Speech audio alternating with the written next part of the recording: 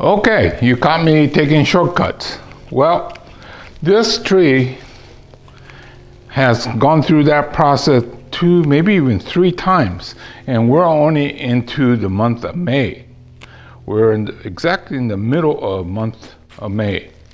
And what I was going to do today is not the shortcut, but actually hand prune this, and so that we'll have a better future. What happens is when you just clip like that, it gets really dense inside here and gets unhealthy. So I thought what I'd do today is to do the correct method, which is doing it by hand. Well, what happens is I have too many plants still. Not as much as I used to, but I still have too many. So I have to do that quick trim from time to time just to stay on top. Not a whole lot to it.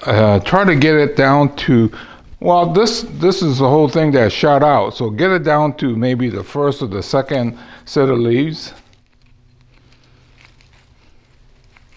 It's just a tedious process. That's why it's so much faster to just use the head shear.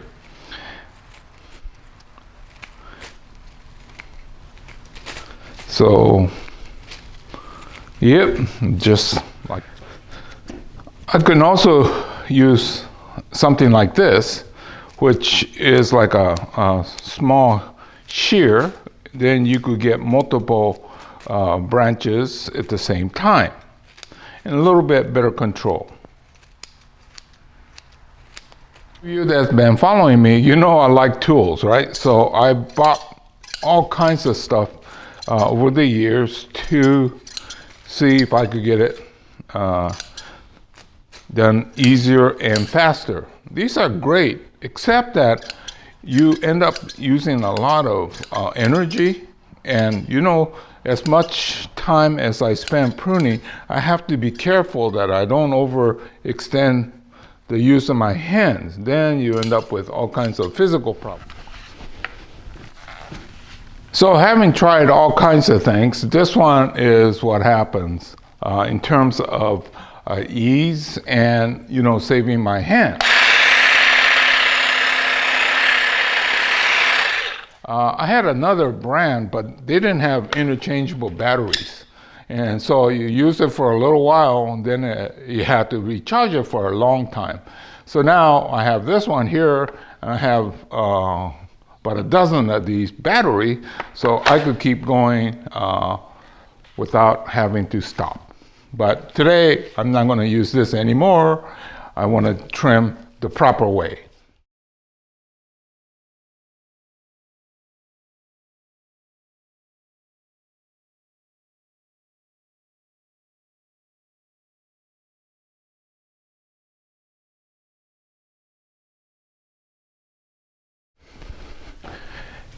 You know, that method where I use the electric clipper, right?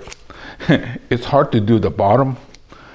Oh, you know, Chuck, you've seen his stuff, and he comes over, he goes, "Hero, I know what's happening. You can't do the bottom side." That's right. So occasionally you have to come in and cut them. I have all these critics. I didn't even ask for his opinion. He gave it to me anyway. But that's true, though, that it's really hard to do the bottom with the clippers. So now that he's pointed it out, I got no choice but to be paying more attention. I think I told you before, I read all the comments. And some of you have some great questions, and most of them have been very positive. But some of you ask some questions that can't be answered easily. It's, you know, there's a lot to this bonsai, right? So I'm trying the best I can with the series of videos. And I will not respond to individual, because then I could end up being bogged down just answering questions. But I'll keep in mind what the question was, and whenever the occasion arises, I can answer it in these videos. So anyway, those of you that want to know the meaning of life in one sentence, you're not going to get it, because bonsai is like that. It's very complex. There's so many ways that you have to learn that I can only do these one step at a time. So you're just going to have to keep following me, and eventually maybe we'll learn what it is. Chinese hackberry has a tendency to get white flies, annoying little things, and over the years I've tried different methods, and seems like the best method is just a strong jet of water. This one about 2 weeks ago was loaded with white flies, so I shot it with nice strong jet of water, and right now I don't see any.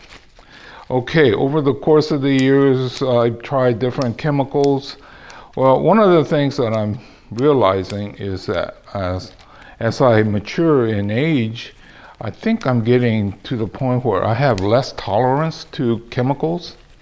So using this jet of water seems like the best way. And oh yeah, when I did used to spray it with chemicals, it always had about the same reaction. For 2-3 weeks, it was gone, and then new generation comes back. So it's kind of a cool feature now, but what it is sunburn.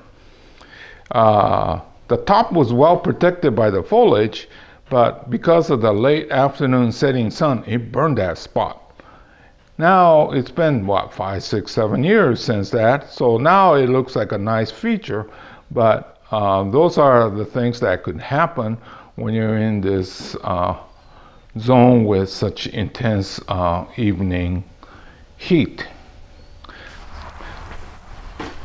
Well, let's go ahead and take a look. This is a big one, probably more than 30 years old.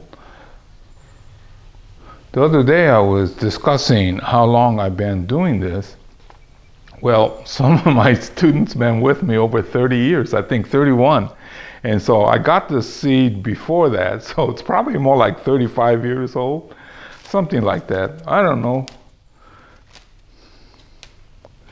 Okay, hopefully we got it so that even Chuck will be okay. Everything taken off the bottom. These big ones, you know, when you have something like this, it's best to cut them off, but this is so hardy that you could just pluck them. I think next time this gets repotted, this will get turned a little bit. I think this is probably our best front right here. Now, before I sign off, this being a Chinese hackberry, what happens is in the summertime, these grow very vigorously, and let's just say your watering system was not perfect, or you're gone away for the weekend, and what could happen is it'll drop its foliage. Well, usually what happens is you overreact. So you say, oh no, the poor thing don't have water, so you water. Well, if the foliage falls off, it doesn't need water, so it's like winter. Put them in fairly deep shade and watch your watering, so that maybe every 5-6 days, keep the soil moist but not oversaturated, and usually it comes back in 3 to 6 weeks. So if something bad happens to this or any of your deciduous plants, do not give up for at least 6 weeks. Anyway, I'm going to say goodbye for now. So this has been a very old Chinese hackberry. And you could see, as we always point out, it starts with the root flare, and then the movement and taper. All that's perfect. What's most important now as a showpiece is the ramification of the branches and making the leaves smaller. But I'm not going to do that because of our heat.